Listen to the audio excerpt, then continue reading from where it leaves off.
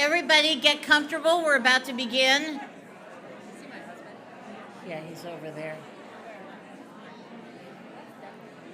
Everybody, we're about to begin here. If you want to get a drink, get one now. Get two.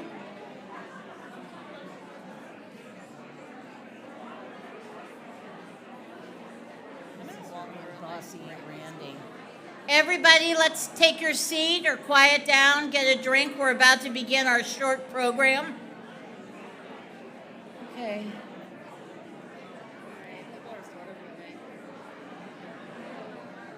I'm just going to...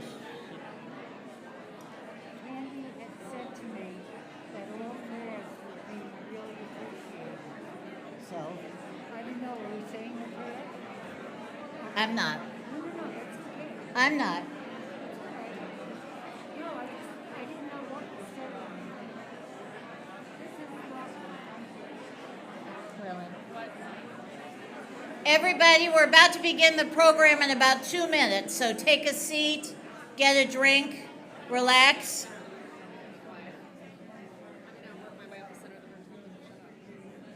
And that...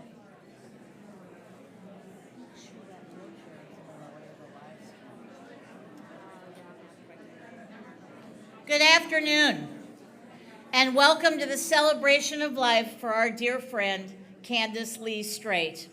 I know she's thrilled that you are here today, and so am I. She also wanted me to declare that this is a no-cry zone today. So if you must, tears of joy only, please. And before I begin, I'd like to thank Trevor and the staff of the Upper Montclair Country Club for their wonderful service today. And a special thanks to our producer, Stacy Schuster, for her wonderful job.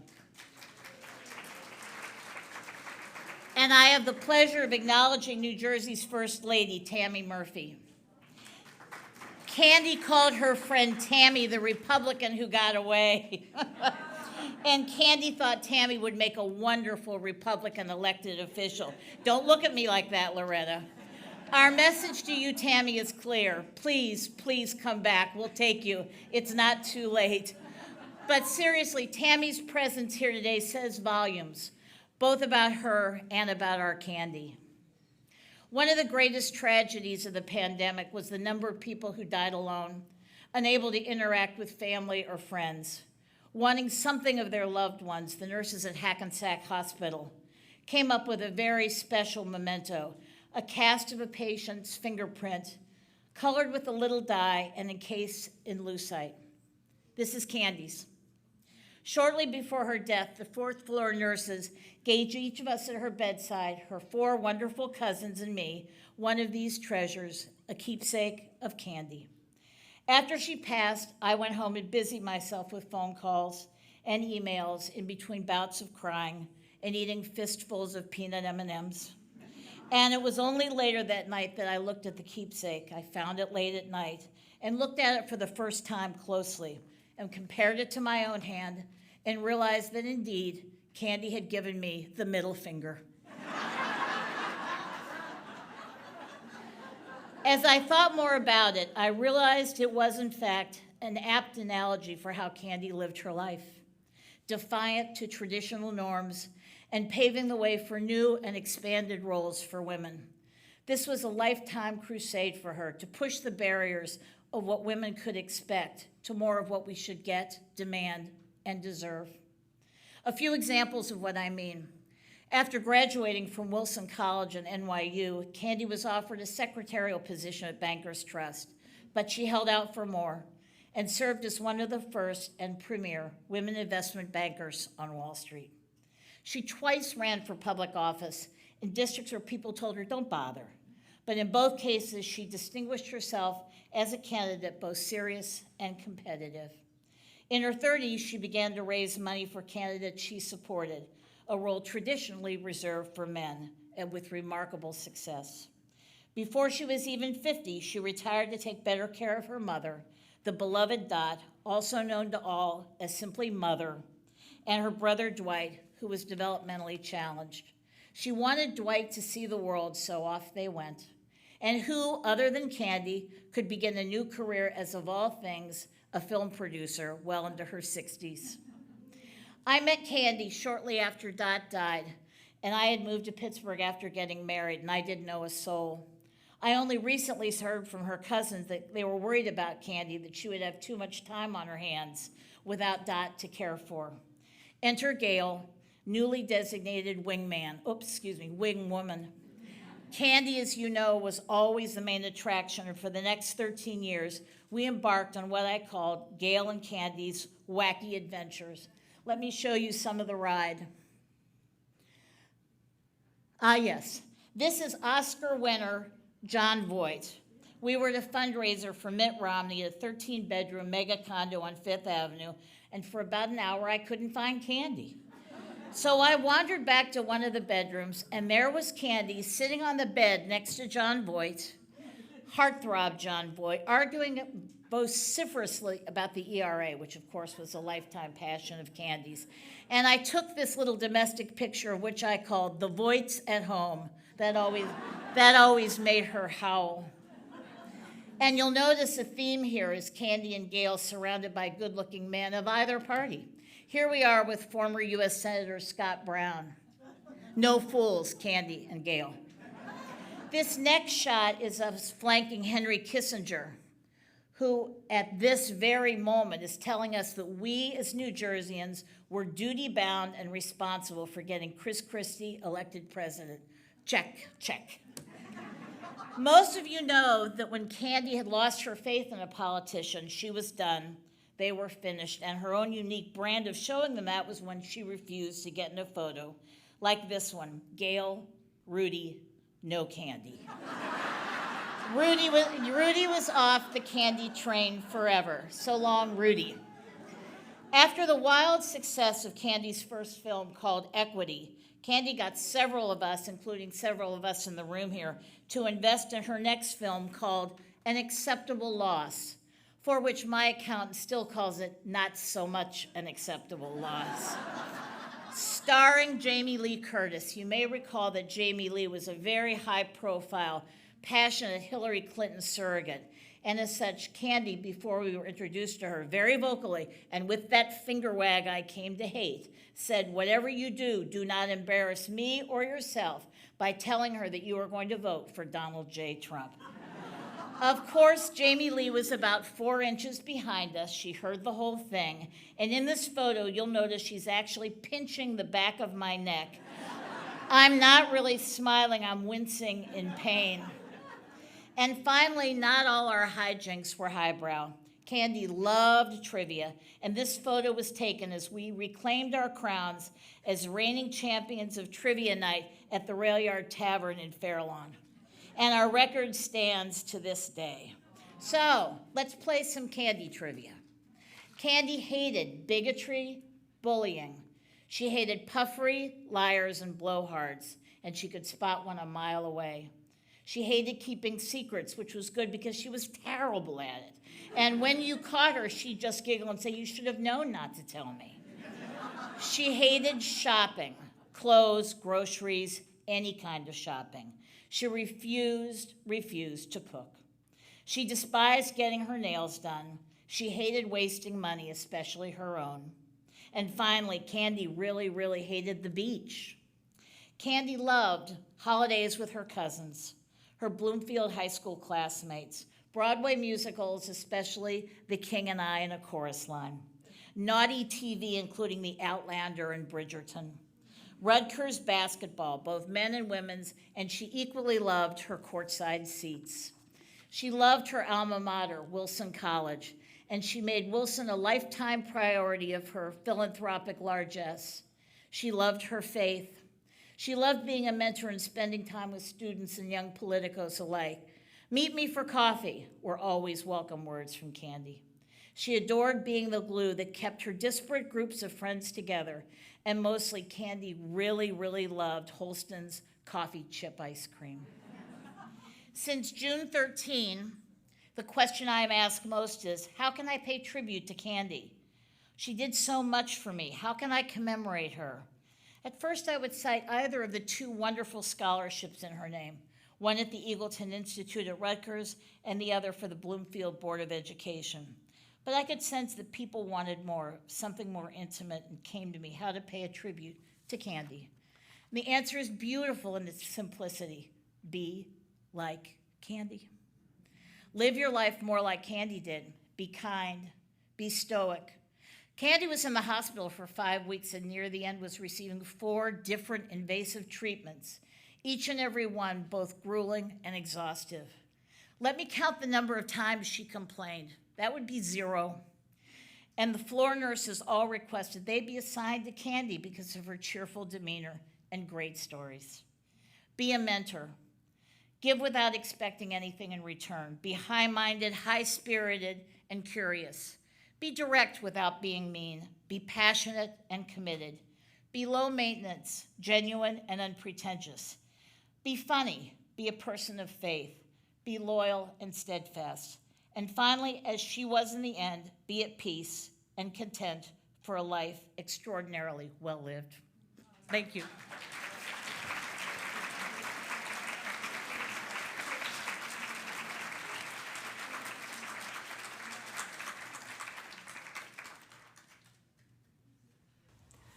It's hard to decide what to say about Candy. She was really a force of nature, someone who believed passionately in everything that she did and all that she cared for, someone who, when she took on an assignment, was full bore.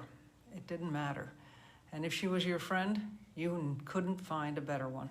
She was there for you no matter what. Even when she was starting her career, she was breaking glass ceilings before that terminology became so commonplace, as she worked her way up through the financial markets. And then when she took on other assignments, it was just incredible to watch her work, to talk with her. I was fortunate to benefit from her support, and certainly in my run for governor, she was an enormous help. Someone who was always there as a sounding board, would give good advice, would tell you when she thought you were screwing up, but also when you were doing the right thing, always there to encourage. I'm sorry I can't be with you for this event, but she'd understand. Candy would understand because it's about family. I'm traveling with my family, and I can remember at all those rallies with Mother and her brother there. Candy was always watching out for them. They were the most important thing in her life. But she also was watching everything else that was going on around and what needed to be done.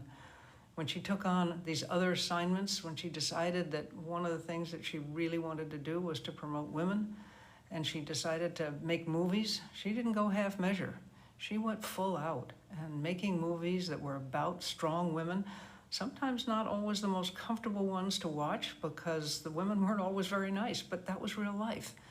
I never watched, or I confess, I never watched the soap opera, but I'm sure it was done with the same intensity of promoting women as who they are and what they're capable of doing.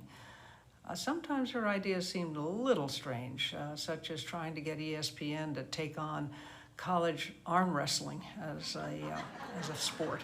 I never thought that was going to go too far, but you know what? If it didn't, it wasn't because of lack of trying. Everything Candy did, she did with a passion, and she was a genuinely good person. She's going to be missed by so many, but we were lucky to have had her in our lives, and that's the most important thing. To celebrate all that we got from knowing Candy, from having her in our lives. And I'll miss the golf games. I'll miss the conferences and the chats and finding out what she was doing. It was always interesting. She was a lot of fun. She was everything that she could be, and we all will miss her a lot. Have a wonderful evening in celebrating a special life. It's hard to decide what to say about Candy. She was really a force of nature.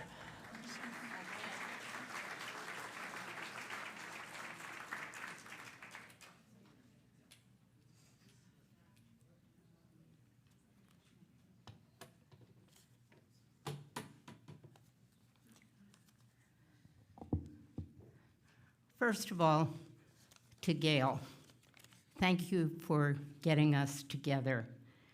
Thank you for kind of setting the environment, starting us off by laughing. Candy would say you did good, so thank you, Gail.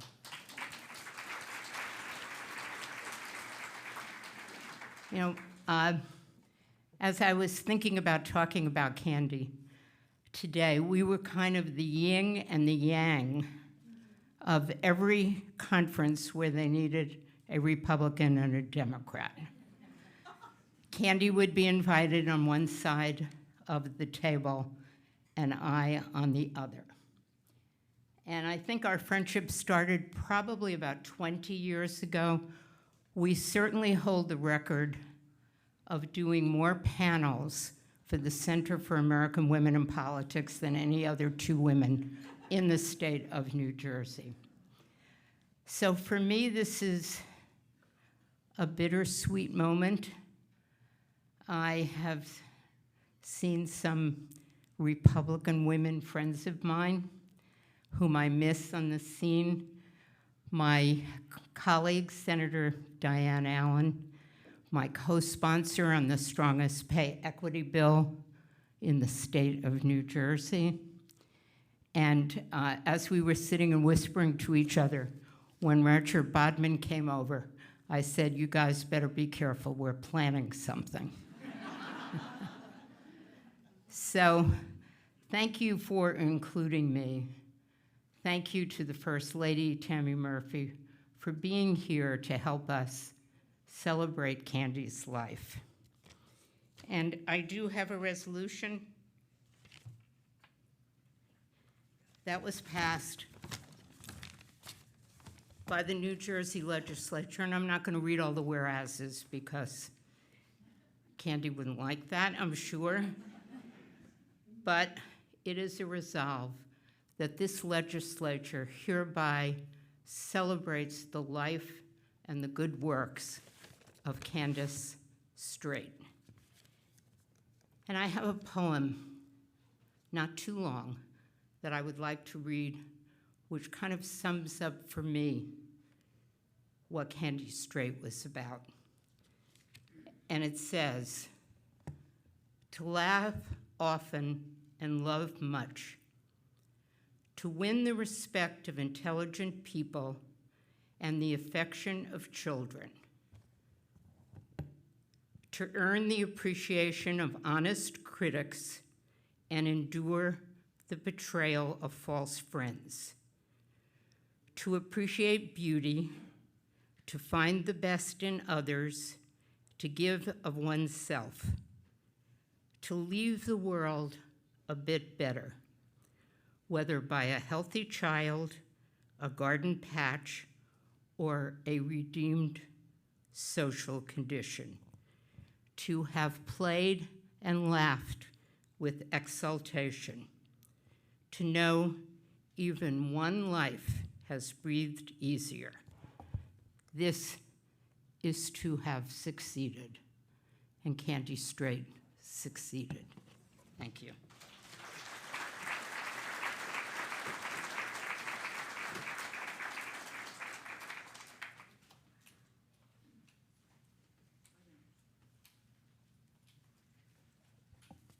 There's a lot of people here. Hi, everybody. I'm Laura Lewis, and Candy was a friend, a mentor, a political sparring partner, and my fiercest ally. She was a board member of my company, Rebel Media, and the reason the company exists in the first place. And she's also the reason I know so many of you in this room.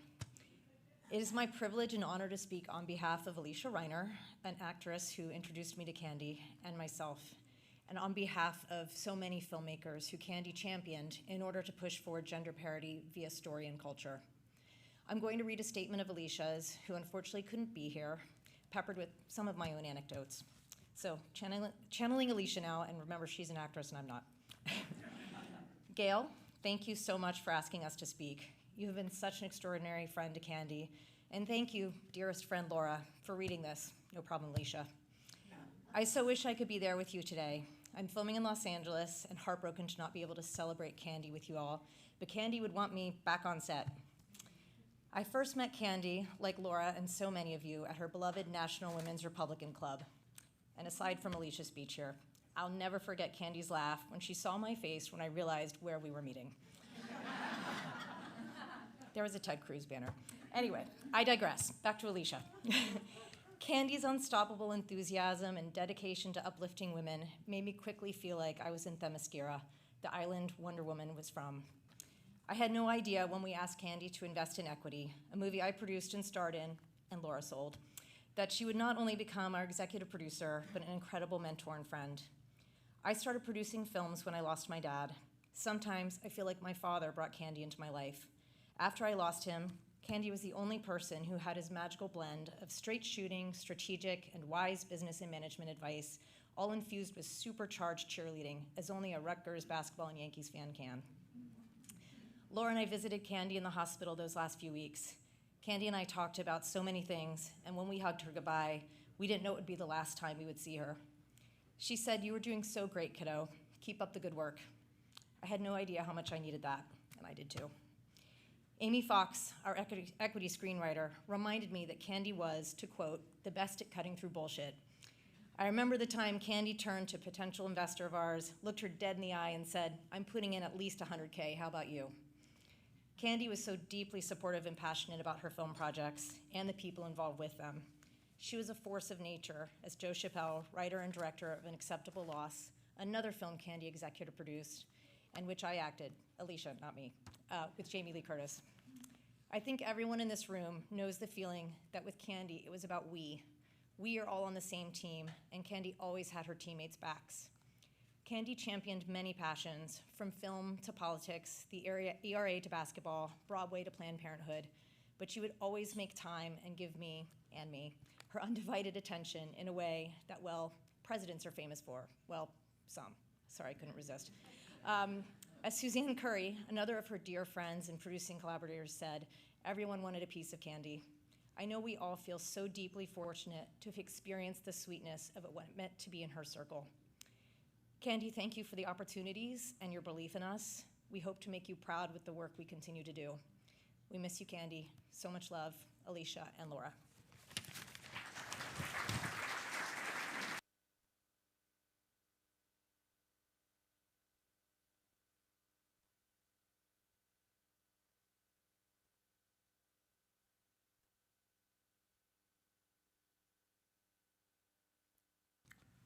Good afternoon. My name is Ron Gravino, and my privilege today is having had Candy as a friend for over 30 years. You know, you could speak for an hour about Candy Straight, but I'm going to do it in 6 minutes. And I know she's up there looking down and laughing because she knows I hate speaking in public more than anything in the planet. But so I hope she has a really good laugh today. You know, I've racked my brain for some reason the last month. I'm trying to think, when did I meet her? I can't remember a date, a place, a time. You know, I know business and pharmaceuticals probably started it off as I came from Squibb and she from Merck. And it's funny, I know, like, specifically when I met Susan and Joe Carrillis.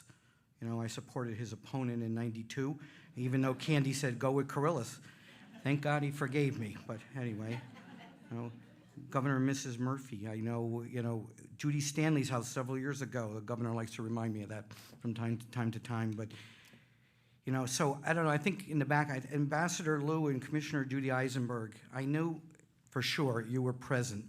Maybe you can help. I'm certain you were there. But, you know, short of an exact date, it seems like Candy, along with Mother and Dwight, were always there in our lives. As so many before me said, she'll be sorely missed. So many experiences, a lot of fun. She taught me so much in the political realm as well as the business sector. She'll be missed for her intelligence, her financial acumen, her political savviness, and her generosity above all. You know, I, along with Commissioner Bodman, who's here, and David Wildstein, who's out there somewhere, we served with Candy on our good friend Bob Franks' Children's Education Fund after he passed away. And, you know, Roger, you know, she managed those girls' money even better than it was if it was her own. Our friend Candy, it was always 110%. You know, I laugh at the good times. Candy at 100 miles an hour. You know, one call would be, "Oh, you're coming to my 50th birthday, right?" "Yes, Candy." It's with the Rolling Stones. "Of course I'm coming to your 50th birthday." Well, I need a small favor. I was like, okay. I need you to pick up Susan Collins and bring her to the Rolling Stones concert. I'm like, Susan Collins? You mean like United States Senator Susan Collins? Okay, I guess I can try to do that, and we did that. And then in the middle of a huge storm, that phone came up again. "Congresswoman Susan Molinari, she's at Newark Airport. We need her, and I need you to get her to the event in 30 minutes. I was like, Okay, do that. You know, and one of the best, and I guess, Gail, this might have been before her falling out with Rudy, but it was, she says, you know, can you buy a few tickets to one of these Republican women's events? And of course, my eyes roll back up into my head. But for Candy, of course, whatever you need. She says, oh yeah, by the way, Mayor Giuliani is our guest and he's cooking for us that night. Maybe some of you were there. I tell you, it was one of the best events I ever went to. And leave it to Candy to organize it. Rudy made the best rigatoni con pomodoro that I ever had. But you got it all with Candy. I had the pleasure of being her treasurer twice, both for runs in Essex County. And I remember saying to her, where do you want to run?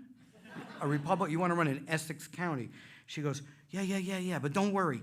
Everything's going to work out. And you know, with Candy, it was always for the right reasons and to help someone else, and that's why she was running. She always put her own money where her mouth was. I prepared her taxes for 20 years, and I used to swear under my breath, damn it, I have to get the New York State software because she sits on these New York boards. What a pain in my rear end. You know, in the beginning, I had to put extensions in all the time because she never could get her information in. It was midnight on October 14th. The returns are due on the 15th. And there would be Candy. I'm ready. Oh, okay. Well, that's great. So let me go get it and work through midnight to do your returns. But you know, something changed. Something great happened. I don't know what happened, but for the last 5 years, we filed before April 15th, never an audit, and I thanked her profusely for that. You know, some of you know, you might have heard, my payment for those 20 plus years of doing her taxes was lunch at Holston's. I had my cheeseburger, my Diet Cherry Coke, and coffee ice cream for dessert. She was a great tax client. She would always tell me the Diet Cherry Coke offset the coffee ice cream. And of course, that worked for me, so all good. Oh, I see the First Lady texting. Are you taxing the Division of Taxation because I didn't report those burgers as income? I think so, but statute of limitations, I think it's too late. Hey, you know, I'm eternally grateful to her, along with Ambassador Lou Eisenberg, and yes, some credit to a certain governor named Whitman, for my appointment as a commissioner on the New Jersey Highway Authority, a role I've had many years up to this day with the New Jersey Turnpike. I didn't even know what a commissioner was. I was 37, and I was like, commissioner, what the hell do they do? I don't want to be bothered. It's a road. What do I know about a road? I'm an accountant. You know, she said, no, you want this. They need business people. This is perfect for you. You know, so I called my friend Senator Carrillis, and he reminded me, he says, you know, there's art center tickets with the commissioner and troopers and stuff and whatever. And I laughed, and we all laughed because she served as commissioner of the New Jersey Sports Authority, and somehow we know that she knew about all this stuff too. So it was very good, and I'm very, very grateful for that. It's meant it's a huge part of my life, the years I've spent there, and I would never have it without her helping. And I hope, Candy, I made you proud, and your efforts weren't wasted. So that was me being light. This day has really been an odd day. For a while, it wasn't like she was going, and today it seemed to come back like she's not here. So I can't believe she's going. You know, no more political events, no more devil's games, no more concerts, no more gossip, no more Saturday morning calls saying, oh, look what the governor did, or look what Holly Schapese did. You know, those are gone. But you know what? My dear friend, we'll never forget her, and I think of her every day, and I think a lot of you do too also. So may God bless you, Candy. Thank you.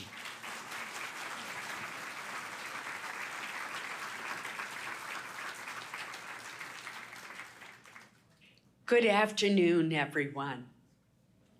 I'm delighted to have a few moments to talk with you about my dear friend, Candy Strait.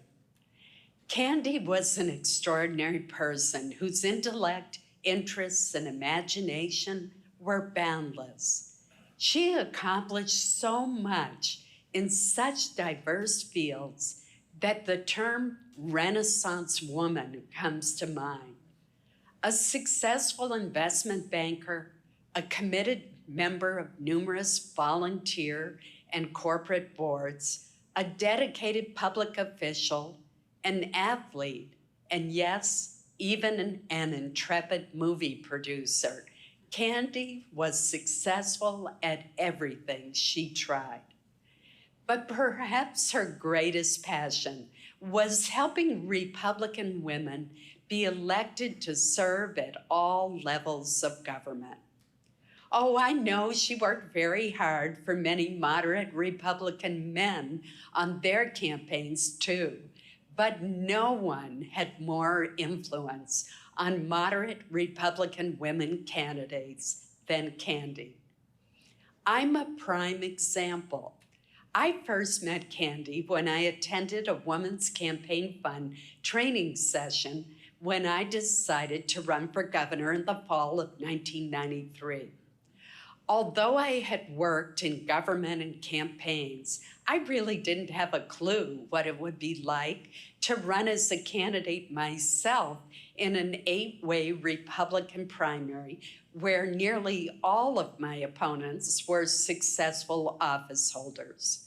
Candy took me under her wing, as she has with so many others, giving me lots of advice and teaching me how to raise money, a prospect that I found terrifying at the time. "Do you have a Christmas card list?" Candy asked. I said that I did. "Well," she said, "I want you to write to every adult on that list and ask them for a contribution." "I've also written a $1,000 check for you," she said, "but I will only give it to you if you ask me for it." Thus began Candy's mentoring of me. Over the years, Candy became not just a mentor, but also a dear friend. When I was in New York City, she would come into the city to have dinner with me. With a few of her other friends, we actually went to a Rolling Stones concert to celebrate one of her birthdays. We got together in Washington, where she had a special showing of her first major movie. And Candy was the most loyal of friends. When others were skeptical, to say the least, that I could win re-election in 2020, Candy sprang into action.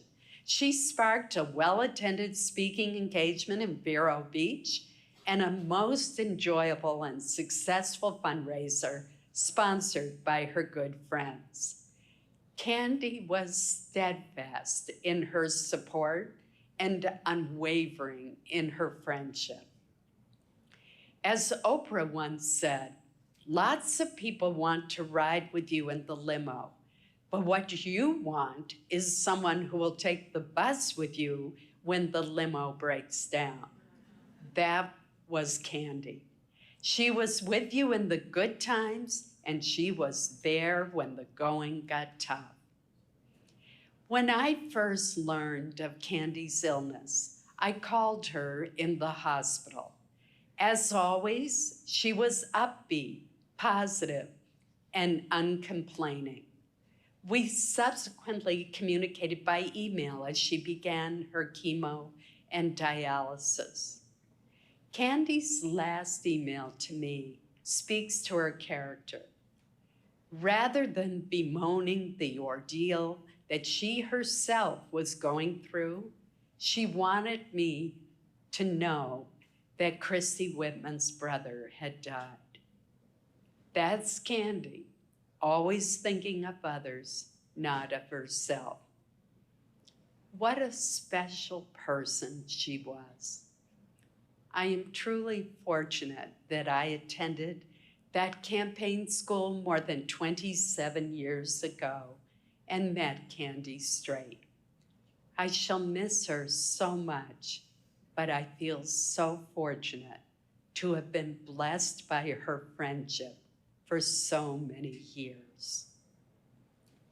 God rest your soul, Candy Straight.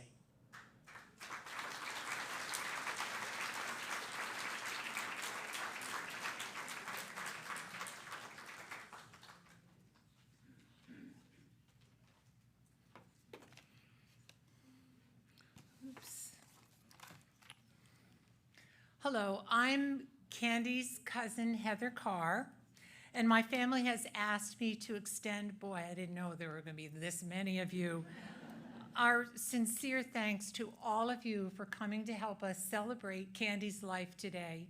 It's really a magnificent turnout, and I feel so privileged to follow the speakers that have stepped forward on her behalf. She did complain in the hospital because the Yankees lost. Otherwise, you're spot on. Just like any Broadway or movie production, the story eventually does come to an end, and we take away the memory of an experience that is truly something special. This story really is no different. Candace Lee Straight was the star of an incredible life, and she leaves behind lots to celebrate, lots to remember, and so much to cherish. We are grateful to the Upper Montclair Country Club for staging this event, and to Karen Trapuka for adding most of the scenery. Producers Gail Gordon and Stacy Schuster assured that this story was told with the true richness it deserves. I thank you so much, Gail. Her cousins Pam Martin, Kathy Menzel, and Tracy Trapuka are thanked for their active work as stagehands. Couldn't have done it without them. Thank you to Wilson College, to Rutgers University, to the Bloomfield Education Foundation, and to her many, many political affiliations and associations, all who joined Candy to promote those things that she held most dear in her life. They were people and education. Candy's co-producer, Gail Gordon, became an adopted member of our family. It takes a lot to break into this clan, but she fit the bill so perfectly. At the end of life, we couldn't have been more grateful to her.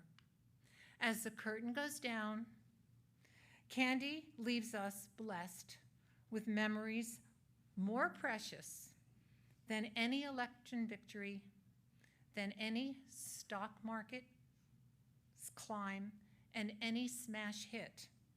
She was all of that rolled into one. So bravo to our superstar. Our sincere thanks to all of you for being here today. Please remember, I'm told, to take the Holstein's candy out at the back table. God bless all of you. I know we feel very blessed to have shared our lives with Candy, but clearly this testimonial is beyond any memory we could have expected to bring away from with today. So thank you so much. Enjoy your afternoon. And Gail?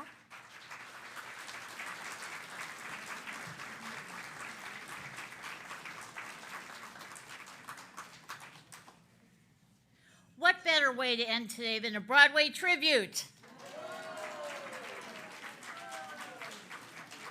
And thank you to Ruth Lipper, and these are members of the New Jersey Symphony Orchestra. Enjoy your afternoon.